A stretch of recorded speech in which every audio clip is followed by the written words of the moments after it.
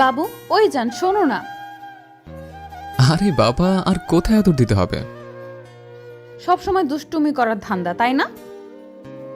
তুমি তো এমন করে ডাকলে আদর চাও, তাই বললাম। ওকে, বলো, শুনছি। আর দুষ্টুমি করবো না। ওই শোনা, আমার কাছে আসো তো একটু। আর প্লিজ আমাকে জড়িয়ে ধরে এখানটাতে একটু হাত রাখো। ওইখানটাতে মানে? আবার কোথায় হাত রাখতে হবে জান? আরে বাবা, আমার এখানে হাত দুটো রাখো। তুমি এখানে হাত রাখলে অনেক ভালো লাগে, ভেতরে কেমন কেমন যেন হয়। ওইখানে হাত রাখলে কেমন মনে হয় তোমার? শুধু কি হাত রাখলেই ভালো লাগে? ওখানে যখন স্লাইড করতে থাকো তখন আমার শরীরের মধ্যে কেমন অজানা শিহরণ বয়ে যায়, মনে হয় আমি তোমার মাঝে হারিয়ে যাব। তাহলে তো হারিয়ে যেতেই হয়, কি বলো? না না, এখনই না জান। তুমি খালি সব সময় দুষ্টুমি করো, আমাকে একটু বোঝার চেষ্টাই করো না, ফাজিল বর একটা। আর কিভাবে বুঝবো? ভালোবেসে নিজের করে নিয়েছে, তারপরও বলো বুঝি না, তাহলে আর কি করে বোঝাবো? ওই শোনা, তোমাকে কাছে আসতে বলছি না দুষ্টু? তুমি কাছে আসো আর আমাকে খুব শক্ত করে জড়িয়ে ধরে আমার এখানটায় হাত রাখো। হাত রাখো একবার প্লিজ বাবুটা। ওইখানে হাত রাখতে হবে, তাছাড়া অন্যভাবে আদর করা যায় না? যায়, কিন্তু তোমাকে এখানে আদর করে দিতে বলছি। তুমি আগে এখানে আদর করো, তারপর অন্য কোনো জায়গায় দিও, কেমন? দাও না শোনা বাবুটা। ওকে ওকে, এত হাইপার হতে হবে না। সোহাগ সিনথিয়ার পিছনে এসে দাঁড়ালো। সিনথিয়া একটা মুচকি হাসি দিতেই সোহাগ ওকে পেছন থেকে জড়িয়ে ধরে শাড়ির নিচ দিয়ে সিনথিয়ার উন্মুক্ত পেটের উপর 2 হাত রেখে তারপর ওর চোলে নাক ডুবিয়ে দিল। সাথে সাথে সিনথিয়া বন্ধ করে নিল, আর সোহাগ ওর কানে আলতো করে একটা কামড় দিয়ে বলল, অনেক ভালোবাসো আমাকে। এত ভালোবাসা কোথায় ছিল এতদিন জান? প্লিজ জান, ওসব কথা মনে করিয়ে দিও না তো। আমার খুব খারাপ লাগে, তোমার সাথে কত মিসবিহেভ করেছি আমি। জান, আমি তোমাকে কষ্ট দিতে বলছি না, বললাম এত ভালোবাসো, তাহলে তখন প্রকাশ করোনি কেন? আর এখনো তো বেশি আদর চাও আমার কাছ থেকে, তাহলে তখন একটা বার অন্তত বলতে, তাহলে আমি কষ্ট পেতাম না। আমি তো সব সময় ভাবতাম তুমি যখন আমার বর হয়ে আসবে তখন তোমার কাছ থেকে সব সময় আদর আর ভালোবাসাগুলো চাইবো। ও, তার মানে তুমি সব অ্যাডভান্স ভেবে নিয়েছিলে? আর তুমি জানতে কি করে আমাদের বিয়েটা হবে, আমরা দুজনে এক হব, আমি তোমাকে আদর করব। আরে বাবা, আমার মধ্যে সেই কনফিডেন্সটুকু ছিল যে আমি তোমাকে যে করেই হোক নিজের করে পাবো।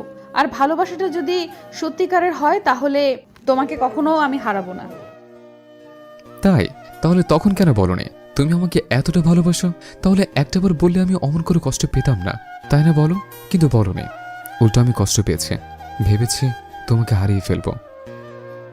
তার জন্য সরি বাবু। আমি জানতাম তোমাকে যদি তখন বলি আমিও তোমাকে ভালোবাসি, নিজের করে পেতে চাই, তাহলে তুমি অনেক দুষ্টুমি করবে। আর তুমি যে দুষ্টু, সবসময় আমাকে আদর করতে চাইতে। তারপর যদি আমাদের মাঝে উল্টাপাল্টা কিছু একটা হয়ে যেত? উল্টা বলতে কি হতো জান? তুমি আমার সাথে রোম্যান্স করতে চাইতে আর আদর করতে চাইতে না। তারপর রোম্যান্স করার পর যদি আমি প্রেগনেন্ট হয়ে যেতাম তখন কি হতো? কি আর হতো? তুমি আম্মু হয়ে যেতে। যা দুষ্টু ছেলে একটা, সব সময় এসব উল্টাপাল্টা কথা তোমার মুখে, কি ভালো কিছু আসে না? কেন, আম্মু হওয়াটা কি খারাপ নাকি? সবে যেখানে আম্মু হতে চায় সেখানে তুমি হতে চাও না, বলো? সবাই বিয়ের পর আম্মু হতে চায়, কিন্তু তুমি তো আমাকে বিয়ের আগেই করে দিতে চাইছিলে। তাহলে সেটা কি করে চাইবো বলো? আরে বাবা, করিনি তো। তুমি তো আমাকে কাছে আসতে দিতে না, সবসময় রাগারাগি করতে। আমি তো ভেবেছিলাম তুমি আমাকে কখনো ভালোই বাসবে না, তাই তোমার অবহেলাগুলো থেকে প্রায় হাল ছেড়ে দিয়েছিলাম। কিন্তু তার 6টা মাস পর জানতে পারলাম তুমি নাকি আমাকে ভালোবাসো, বিয়ে করতে চাও। তুমি বাসায় এসে আব্বা আম্মুকে নাকি বুঝিয়েছ, কিন্তু কি করে বোঝালে বলো তো? আমার আব্বু আম্মুকে অনেক বোঝানোর চেষ্টা করেছি, কিন্তু ওরা না বুঝতেই চাইছিল না, জানো তো। সব সময় কেমন যেন আমাকে এড়িয়ে যেত। তারপর মাথায় আসে আমার আব্বু আম্মুকে বোঝাতে না পারলে তোমার আব্বু আম্মুকে তো বোঝানোর চেষ্টা করতে পারি। তারপর ওদের বললে ওরা বোঝাতে পারে আমি আমার কলেজাটাকে কত ভালোবাসি। আমার বউটার বুদ্ধি আছে বলতে হয়, না হলে তো সহজে সবাইকে রাজি করিয়ে ফেলতো। আমার আব্বু আম্মুকে কি করে রাজি করালে বলো তো? আরে বাবা, আমি আব্বু আম্মুকে বলেছিলাম, কিন্তু ওরা প্রথমে রাজি হচ্ছিল না। তাই 2-3 দিন খাওয়া দাওয়া বন্ধ করে দিয়েছিলাম। আর বলেছিলাম আমি তোমাকে না পেলে কারোর সাথেই আর কোনো কথাই বলবো না। আর আমি তো ভেবেছিলাম তুমি সুইসাইড করার চেষ্টা করছো, ভয় পেয়ে গিয়েছিলাম। ধুর পাগল, কেন করব এমনটা? আমি কি তোমাকে হারিয়ে ফেলবো বলো? ওরা যদি আমাদের নাও মেনে নিত তাহলে দুজনে পালিয়ে গিয়ে বিয়ে করতাম। তারপর তারপর কি? তারপর আমাদের যখন একটা বেবি আসতো তখন আমরা ওকে নিয়ে বাসায় চলে আসতাম। তখন তোমার আমার আব্বু আম্মু আমাদের ঠিকই মেনে নিত। কিন্তু আমি এতটুকু বুঝতে পারছি না, তুমি আব্বু আম্মুকে এত সহজে রাজি করালে কি করে? যেখানে ওরা আমার কথাই শুনতে চাইতো না, সেখানে তুমি ওদের এত তাড়াতাড়ি রাজি করালে কিভাবে? কি এমন বলেছিল ওদের? তোমার বাসায় এসে আমি প্রথমে মামিকে জড়িয়ে ধরে কান্না করতে করতে শুরু করে দেই। তখন মামি আমাকে অনেক বোঝানোর চেষ্টা করেছিল কিন্তু পারছিল না। তখন আমি বলেছিলাম মামাকে ডাকতে। মামা আসতেই তারপর আমি আরও কান্না করি, আর মামাও আমাকে বোঝাই বলে আমি যেটা চাই ওরা সেটাই আমাকে দিবে। তখন ওদের বলেছিলাম আমি আর তুমি দুজন দুজনকে ভালোবাসি, কিন্তু তুমি এখন আমার উপর রাগ করে আছো, আমার সাথে কথা বলছো না, তাই আমি তোমাকে বিয়ে করতে চাই, তোমাকে সারা জীবনের জন্য কাছে পেতে চাই। ওরা রাগারাগি করলেও পরে আমি মামার পাগুলো ধরতেই মামা আমাকে বলেছিল আমি কথাগুলো ওদের আগে বললাম না কেন। তখন আমি নিজেই অবাক হয়েছিলাম। মামা বলেছিল ওনারা ভেবেছিল আমাদের দুজনের বিয়েটা দিবে, কিন্তু আমার জন্যই বলতে পারছিল না, কারণ আমি অনেক রাগী সেজন্য। মধ্যখান থেকে শুধু শুধু কষ্ট পেতে হলো আমাকে। দেখাবো এখন মজা। কেন, আমি আবার কি করলাম? কি করলে মানে? আমাকে এত কষ্ট দিয়ে বলা হচ্ছে কি করলে? এখন সবটাই উসুল করে নেব। কেন, এখন কি তুমি আমাকে কি মারবে, বকা দিবে জান? তোমার গায়ে হাত তুলবো না, কিন্তু রোমান্টিক টর্চার করব, সবসময় আদরের উপর রাখবো, আর এত ভালোবাসবো যে খুব শীঘ্রই যেন তুমি বাবুরাম্য হয়ে যাও। যা দুষ্টু বাজে ছেলে একটা, সব সময় কি সব কথা বলে? আমার লজ্জা লাগে না বুঝি? এসব কথা বলতে হয় না জান। বউয়ের সামনে না বললে কার সামনে বলবো? তুমি আমাকে লজ্জায় ফেলার জন্য এসব কথা বলো তাই না? আমি বলছি না এসব উল্টাপাল্টা কথা আমাকে কখনো বলবে না। আমার খুব লজ্জা লাগে বাবুটা। আমি তো চাই তুমি আরো লজ্জায় পড়ো। কিন্তু কেন, আমাকে লজ্জায় ফেলতে কি তোমার খুব বেশি ভালো লাগে বলো? লাগতো। লজ্জায় যখন তোমার গালগুলো লাল টমেটোর মতো হয়েছে আর নাকের উপর বিন্দু বিন্দু ঘাম জমে, তারপর যখন তুমি চোখগুলো বন্ধ করে নাও, তখন আমার মনে হয় তোমার এই টমেটোর মতো গালগুলোতে কামড়ে দেই, নাকের উপর আদর করে দেই, আর খুব বেশি ভালোবেসে নিজের করে নেই। বাজে ছেলেটা কি সব বলে? এসব এসব কথা বলে তুমি আমার লজ্জাটাকে আরো বাড়িয়ে দিচ্ছ তাই না? একদম ভালো হবে না এসব কথা বললে, আমার খুব ইয়ে পাচ্ছে। খুব আদর পাচ্ছে তাই না জান? আচ্ছা ঠিক আছে, আমি আদর করে দিচ্ছি। আরে বাবা না, আমার শরীরের মধ্যে কেমন যেন হচ্ছে। প্লিজ এমনটা বলিও না, তাহলে কিন্তু আমি লজ্জায় পুরো শেষ হয়ে যাব। জান, আমি লজ্জা দূর করার জন্য আছি না, তুমি তো লজ্জা পাও কিসের জন্য? দেখি, তাকো আমার দিকে, আমি সব লজ্জা দূর করে দিব। কিন্তু কিভাবে? আর তুমি শুধু বলো আমার লজ্জাটাকে দূর করে দিবে, কিন্তু উল্টো আরো লজ্জায় ফেলে দাও। আমার বউকে লজ্জায় ফেলতে ভালো লাগে, তাতে তোমার কি? আমার কি, আমি তো লজ্জাটা পাই, লজ্জায় পুরো শেষ হয়ে যেতে ইচ্ছে করে। তুমি সেটা বোঝো না? তুমি তো একটা ফাজিল, সব সময় দুষ্টুমি করার চিন্তা ভাবনা তোমার মাথায় ঘুরতে থাকে। শয়তান ছেলে একটা। শয়তান ছেলে বললে তাহলে শয়তানিটা করেই দেখাতে হয়। এই না, তুমি আমাকে এইভাবে আদর দাও, আমার এইভাবে থাকতে ভালো লাগছে। এইভাবে আদর না দিলে তাহলে কোন ভাবে দিব? আর তুমি কি ভাবছো আমি তোমাকে এইভাবে ছেড়ে দিয়ে অন্য কোনো ভাবে আদর করব? আমি কি জানি না মনে করেছো? তুমি দুষ্টুমি করতে শুরু করলে আমাকে অনেক বেশি উত্তেজিত করে দাও, তারপর আমাকে বেডে নিয়ে যাও, আর সেখানে যেটা হয় সেটা আমি মুখে বলতে পারবো না। প্লিজ এমনটা করিও না, আমার এখানে থাকতে ভালো লাগছে। তাহলে আর কি, এইখানে রোমান্সটা শুরু করে দেই, কি বলো? তোমার সমস্যা না হলে আমারও নেই। আর আমি জানি তুমি আদরগুলো খুব ভালোভাবে উপভোগ করো, নিজের সাথে আমাকে মেশানোর চেষ্টা করো। কারণ আমার পাগলটাকে আমি প্রচন্ড পরিমাণে ভালোবাসি, যেটা বলে বোঝাতে পারবো না। আর আমি চাই সে আমাকে সব সময় এভাবেই ভালোবাসুক।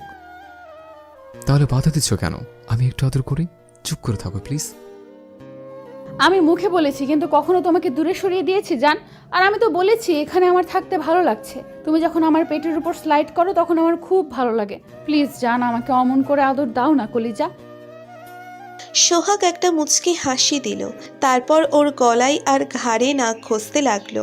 এর মাঝে দুই হাতে সোহাগ ওর পেটের উপর স্লাইড করতে শুরু করে দিয়েছে, যার জন্য সিনথিয়া এক প্রকার কেঁপে কেঁপে উঠছিল।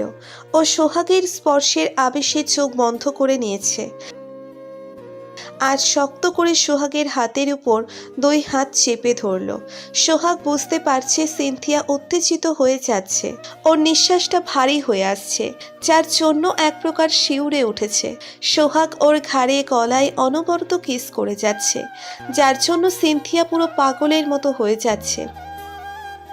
একটা সময় সোহাগের আদরের মাত্রাটা এতটাই তীব্র হলো, যার জন্য সিনথিয়া আর থাকতে না পেরে ওর দিকে ঘুরে খুব শক্ত করে আষ্টে পৃষ্ঠে জড়িয়ে ধরে।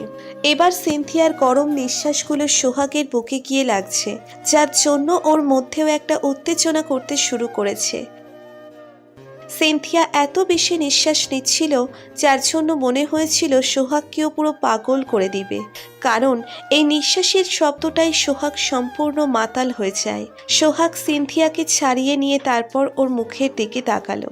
সিনথিয়ার পুরো মুখটা লজ্জাতে লাল হয়ে রয়েছে, ওর গোলাপের পাপড়ির মতো ঠোঁটজোড়ায় যেন কম্পনের ঝড় বইছে।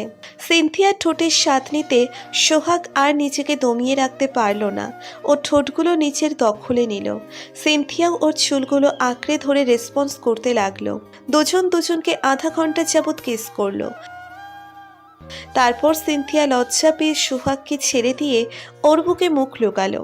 তখন সোহাগ ওকে আবার ছাড়িয়ে নিল, তারপর হঠাৎ ওকে কোলে তুলে নিতেই ও সোহাগের গলাটা জড়িয়ে ধরল।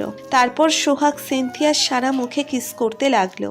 আর বেডের দিকে যেতে গেলে তখন সিনথিয়া বলে, এই দুষ্টু, কি শুরু করলে? সবাই দেখছে তো জান। হ্যাঁ তাই তো। ওরা এমন করে তাকিয়ে থাকলে আমার লজ্জা লাগবে না বুঝি? তুমিও না সব সময় এই কথাটা ভুলে যাও। তোমায় আদর করার নেশাটা মাথায় চেপেছে, তাই সবটা ভুলে গিয়েছিলাম জান।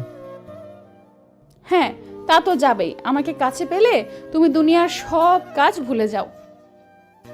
তখন শুধু তোমাকে নিজের করে পাওয়ার তীব্র আকাঙ্ক্ষা থাকে মনে। তা থাকবে না, সব সময় তো আদর করার কথা মাথায় ঘুরপাক খায়। তোমার কাছে আসলে আদরটা করতে ইচ্ছে করে, তাহলে কি করব? কি আর করবে? প্রচন্ড পরিমাণে আদর দিবে, আমাকে ভালোবাসবে, বুকে জড়িয়ে নেবে। সেটাই তো করছি জান। হ্যাঁ করছো, কিন্তু সবার সামনে। ওদের চলে যেতে বলো, তারপর আদর দাও। হ্যাঁ হ্যাঁ, আপনারা এখান থেকে এখন যান, আমার ফুফাতো বহু লজ্জা পাচ্ছে। ভালোবাসার সুন্দর সুন্দরভাবে ভালোবাসতে পারে। ভালো থাকুক প্রত্যেকটা ভালোবাসার মানুষ। আমাদের ভিডিওটি কেমন লেগেছে তা কমেন্ট করে জানাতে ভুলবেন না।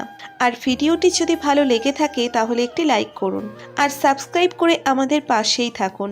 ধন্যবাদ সবাইকে আমাদের পাশে থাকার জন্য। আল্লাহ হাফেজ।